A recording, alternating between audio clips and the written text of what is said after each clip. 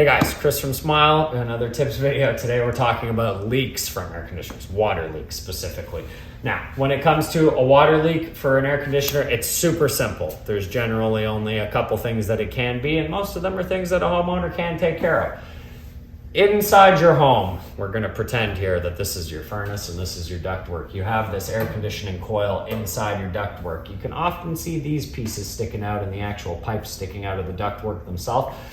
These bottom fittings right here are your drain for your evaporator coil. This thing is gonna sweat a lot and a lot of condensation is gonna run out through this drain. And over time, eventually some debris is gonna get in this fitting. And this is something that even as a homeowner, you can check. You can often unthread the fitting and you can check inside. Sometimes there's a little leaf or a piece of mud or whatever can get stuck in there. And if it's stuck in here, the water is gonna back up through the pan. You'll see it spilling out over the sides of your furnace.